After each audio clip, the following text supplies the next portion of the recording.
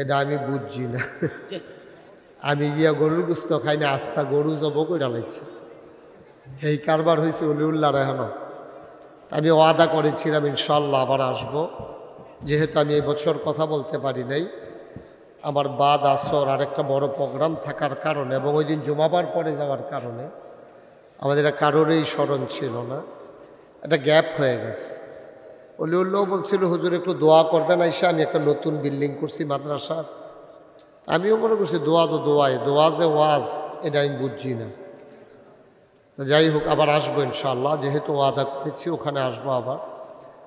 তো এর আগেই ওখানে আসার আগেই আবার এখানে আসা হয়ে গেল। এটাই হচ্ছে আল্লাহর ফায়সালা। আল্লাহ যেন কবুল করে, সবাই পড়েন আমিন। যেহেতু মাগরিব থেকে আসা সময়টা একেবারেই কম, আমরা ভূমিকাতে একটা সেকেন্ড সময়ও নষ্ট করতে চাই না। আমরা সরাসরি আলোচনায় চলে যেতে চাই। মানুষের এই যে দেহটা, খুব খেয়াল করেন মনোযোগের সাথে, আমি কিন্তু মূল আলোচনায় ঢুকে যাচ্ছি। মানুষের যে যাদের মোবাইল আছে মোবাইলগুলো বন্ধ করেন। মোবাইল যাদের, দয়া করে মোবাইলগুলো বন্ধ করে দেন যেন আওয়াজ আমার কানে না। সময় কম তো, একটু ধৈর্য ধরে বসেন সবাই। তো যেই কথাটুকুন বলতেছিলাম, মানুষের এই যে দেহ শরীর, তুমি মাইকটা যেন প্রতিধ্বনি না হয়, এটা বন্ধ করো। যে আওয়াজটা আবার ফিরে আসে না, এটা বন্ধ করে দাও।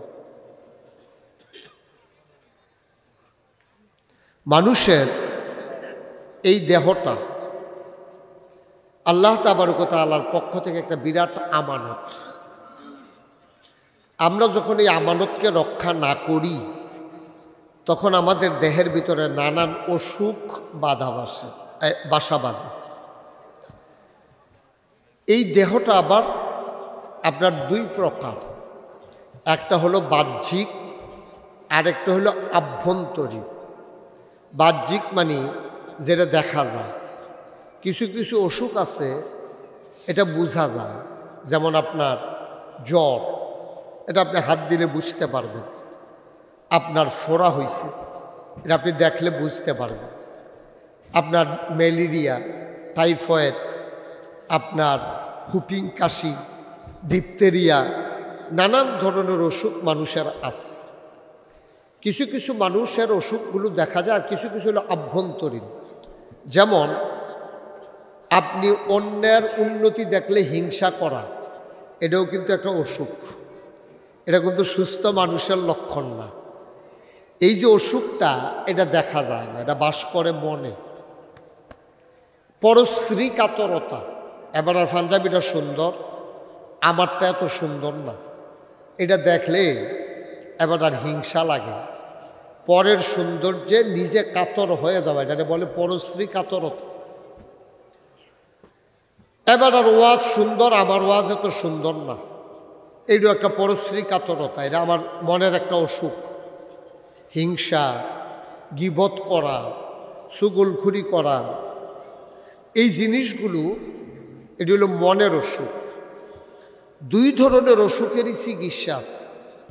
নবীজি একদিন কিছু সাহাবা হিজরত করার পরে, নবীজি যখন মদিনায় গেলেন, মদিনার কিছু সাহাবা, তাদেরকে বলে মুহাজির, যারা না তাদেরকে বলে আনসার। মদিনায় যারা মুসলমান তাদেরকে বলে আনসার। এই রমেশ ভাই ঘুরান দিয়া বসেন, অলিউল্লাহ আমার দিকে ঘুরা বসেন। হ্যাঁ, আরেকটু হেঁটে ফিসে যান, জায়গা দাও। অলি আরো ফিসে, রমেশ ভাই জায়গা দাও।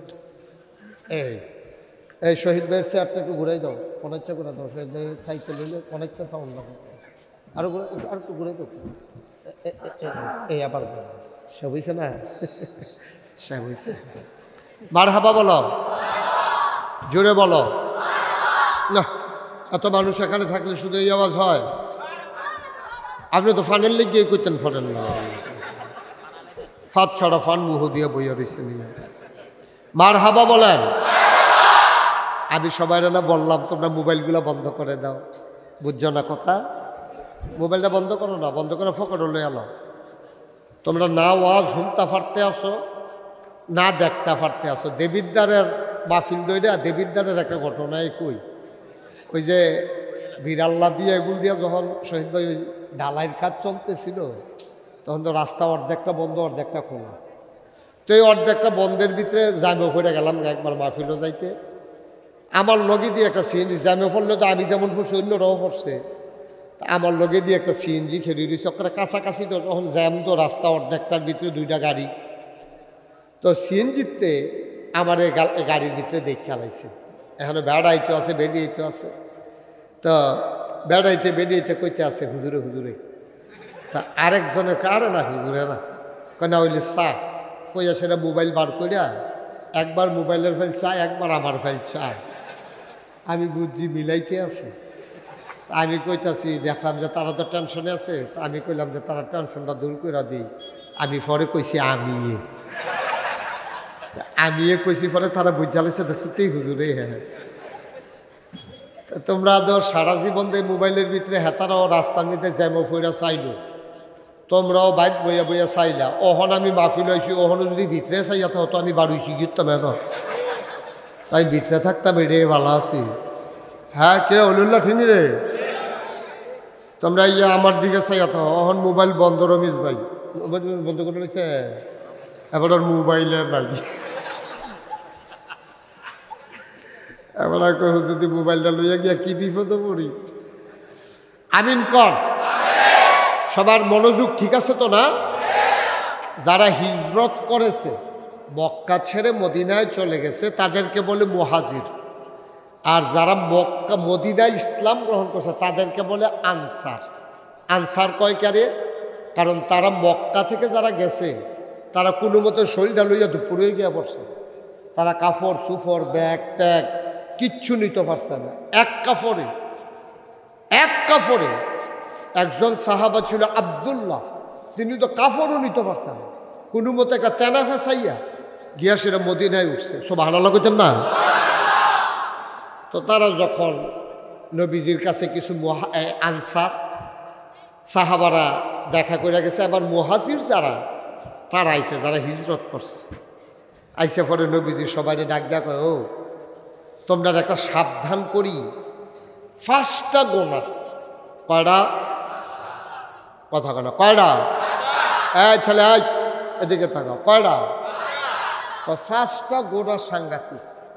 5টা গোনা কি কিতিক সাংঘাতিক। 5টা গোনা সাংঘাতিক। যদি এই তোমরা ফাইয়া বল নবীজি কইতে আছে, এই নবীজির কথা কি সত্য না মিথ্যা রে? নবীজি কয় যদি এই 5টা গোনায় তোমরা ফাইয়া বল ধ্বংস, সাংঘাতিক ধ্বংস। আমিও আল্লাহর কাছে সাহায্য চাই, আল্লাহ এই 5টা গোনা আমারে দিও না, আমার উম্মতরেও দিও না, তোমরাও সাহায্য চাও। তখন ওই মুহাজির যারা তারাও কান্দন শুরু করছে। আল্লাহ নবী গো আপনি সাক্ষী থাকেন, আমরাও আল্লাহর কাছে সাহায্য চাই যে আল্লাহ যেন আমাদেরকে এই গোনা থেকে বাঁচিয়ে রাখেন। এই কথাটা আমরা পাইছি আব্দুল্লাহ ইবনে ওমর রাদিয়াল্লাহু তাআলা আনহুর সুবাদে। তিনি এই কথাটা আমাদের জন্য জানাই দিয়েছেন, সংকলন করেছেন। এই হাদিসটা বাইহাকি ইবনে মাজাতে এসেছে। কয়টা না? কথা কইবা সবাই। কয়টা? মুখস্থ করালাম আমরা, কোনো কথা ভিতরে থাকতো না, সব মুখস্থ। কয়টা গোনা? এটা কি স্বাভাবিক না সাংঘাতিক? কম না বেশি? বেশি সাংঘাতিক। 5টা গোনায় ফাইলে তুমি শেষ, খাইছো তো। 1 নম্বরে হলো জিনা। এই জিনা যদি কোনো সমাজে সইরা যায় তাহলে এই সমাজকে আর বাঁচাই রাখা যায় না। আজকে গোটা বিশ্ব হচ্ছেও তাই।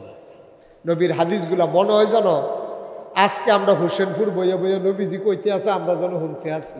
সুবহানাল্লাহ কইতেন না? কি কথা রে এটা? 1500 বছর আগে কইছে ও এই 5টা গোনায় তোমরা ফাইয়া বইলে তোমরা গেলাম ধ্বংস হয়ে যাবে বাগা।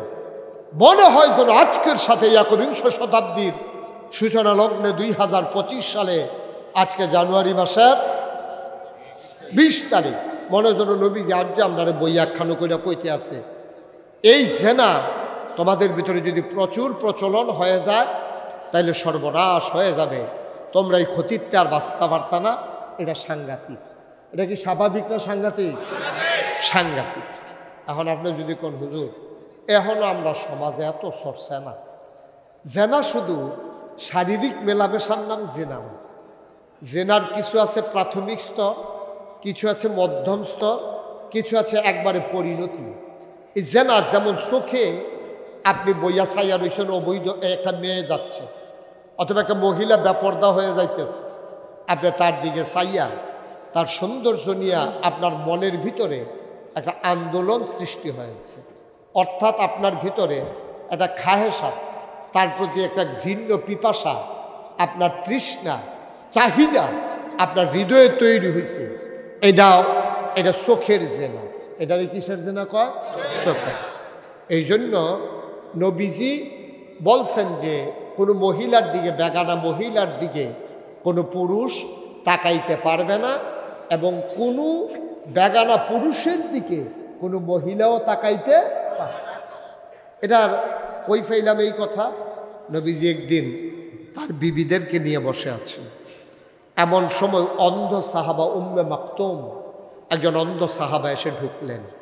ঢোকার পরে নবীর বিবিরা, মাইকটা একটু কমাই দাও, নবীর বিবিরা কেউ আর দৌড় দেন, সবাই বসে রয়েছে। একজন অন্ধ সাহাবা ঢুকছে। নবীজি বলে, এই তোমরা যে সবাই বসে রইলা, একজনও দৌড় দিলা না, এটা ভিন্ন পুরুষ না ঢুকলো? কই আর রাসূলুল্লাহ, উনি চোখে দেখে না তো। আল্লাহর নবী বললেন, উনি চোখে দেখে না, তোমরা কি উনাকে দেখো না? সুবহানাল্লাহ বলবেন না? খালি বেড়াইতে মহিলা দেখলে কোন হইব, মহিলায় কি বেড়াইতে দেখলে কোন হইতো না? কতক্ষণ হইতো না? আপনি মহিলা বুরকা পরছেন, আম্মা আমার বোন, আপনি আমার আম্মা, আপনি বোরকা পরে এক মহিলা পুরুষ হাইটা যায়, আপনি তার দিকে চাইয়া রয়েছেন, আবার দরজার ফাঁক দিয়া বেড়ার সিফা দিয়া আপনি চাইয়া রয়েছেন যে হুজুরে যায়। তো হুজুরে আপনারা দেখেন, আপনি যেহেতু সিফাত আছেন, কিন্তু আপনি তো কায়দা করে খেয়েছেন হুজুরে চাওনের লেগিয়া, তাহলে হুজুরে আপনারা দেখলে যেই গোনা, আপনিও হুজুরকে দেখলে হেই গোনা।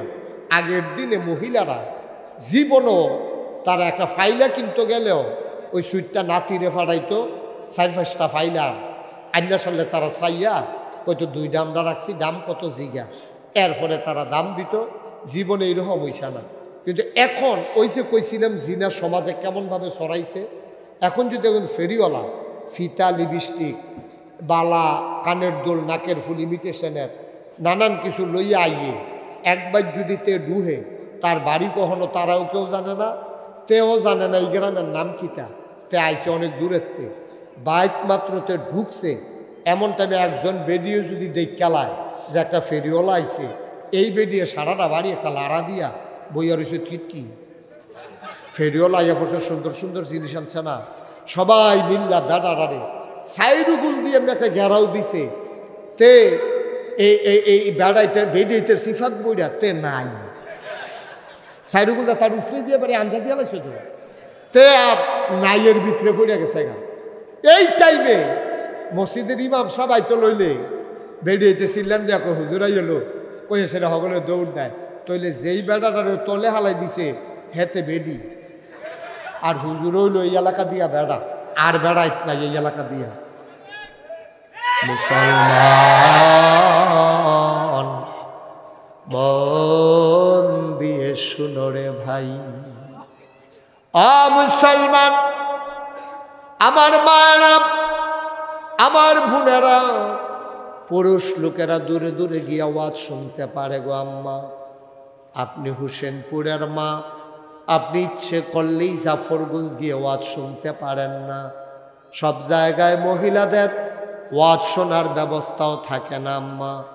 যেহেতু মুশতাক ফৈজি আমি এসেছি, আপনারা কান পেতে শুনেন, আপনারা আলাদা আলাদা বসেন, সব মহিলা একসাথে বৈশা জীবনে ওয়াজ শুনছে এমন কোনো প্রমাণ নাই। বেড়াইতে আপনারা বেড়াইতেও যখন হুন্ডালাইছেন, বিষয়টা এমন না। আমি তো দেখলে কেউ কথা কইতে লইলে আমার সামনে আসেন দেখিয়া আমি আপনারা কইতাম পারি, কথা কইয়েন না। কিন্তু মহিলারা যখন একখানো বয়, তারা নানান আলাপ করে, তারা আর আপনার ওই একখানো বইয়া ওয়াজ হলো হয় না। একখানো হইলে তারা নানান আলাপ করে, ফুটফুটটা মুরগার ছাওড়ায় ডিম ফাড়েনি, তারপরে গিয়া তোমার আষ্টারে যে সিলে লইয়া গেছিল এটার কী অবস্থা, তারপরে জামাই তো তোমার বিদেশ থাকে, কয় হ, কয় ফোন দেয়নি, কয় দিতে গেলে, কয় ভিডিও না অডিও, এই আলাপ চলতে আছে আর কি 2 ঘন্টা লাগাইয়া, কি আর ওয়াজ ঠিক নি রে, ওয়াজ আর হনা হয় না, বইয়া বইয়া অলিউল্লাহ এই আলাপ সালাপ কইরা কতক্ষণ ওয়াজ শেষ হয়েছে, এরপরে যার যেমন ফান টান খাইয়া বাজে গেতেছে ওয়াজ শেষ। হয় আরেকজন ইশারা দিতেছে আগাইয়া বইতে কোন কইয়া গইয়া বইতে হলো ও ফাঁক আছে কোনো কইলো আর কি একটা কন লাগে, অন্যান্য মাহফিলও দেখছে কয়, এবারও কইছে আর কি জায়গা থাকলে থাক না থাকলে না। তারা এখন বেশিতে বেশি আমার তুললে বইতে পারবো, আর জায়গা নাই হবে এটা নিজে ঘন ঘন ইয়ে বই রয়েছে না হলো ধুমবার রুইছে গেতেছে, এবার আর রং গইতে দিলে আমার হাবা কন যেরকম মার হাবা আয়ো। আজ সমাজটা ধ্বংস হয়ে গেছে। আমার ছেলেরা এই ধ্বংসের পিছনে অনেকগুলা কারণ আছে। অন্যতম কারণ হলো স্বামী বিদেশে থাকা, এটা হলো অন্যতম কারণ। কারণ আমার ছেলে দেশের ভিতরে 8ম জনসংখ্যায় বেশির দিক হলো বাংলাদেশ, 8ম বড়। 8 নম্বরে বাংলাদেশের জনসংখ্যা সবচেয়ে বেশি, কারণ আমাদের 56,000 বর্গ মাইলে প্রায় 18 কোটি মানুষ, প্রায় 18 কোটি মানুষ। আর কত্তরা দেশ পড়ে রয়েছে, ঘন্টার পর ঘন্টা গাড়ি চালাই যায়, দিনের পর দিন গাড়ি চালায়, একটা বাড়ি নাই, একটা ঘর নাই, একটা মানুষ নজরও পড়ে না। আর আমরা দেশটার মধ্যে 18 কোটি মানুষ, এই হ্যাঁ উডানো আর উডান দেব এক ফ্ল্যাট থেকে হলদি বাড়ি হইলে রাস্তাটা বন্ধ হয়ে যাবো, এরকম কারবার। কুমিল্লা শহরে যে বড় বড় বাড়ি হয়েছে, সবাই যদি একদিন কয় আমরা ঠিক 12টার সময় সবাই রাস্তাত নামাম, তো এই দিন রাস্তা তার গাড়ি থাকতো না, ঠিক কিনা কম। এই যে আমরা ফোলাফান্ডি বিদেশ যাই কেড়ে, জায়গা কম, কামাই রোজগারের ব্যবস্থা কম। আরে বসে আপনি এতক্ষণ কয়ে আসতেন যে 0.5 ঘন্টা কত হইল, জায়গা আছে 1 ঘন্টার মতো, এটা কইল একদম আমিন কর জোরে কনে আমিন। যেই কথাটা বলতেছিলাম এই কথা মনে আসেনি? আমরা জায়গা কম, মানুষ বেশি, এই কারণে আমাদের দেশে এই ছেলেরা বিদেশ চলে যায় কামাই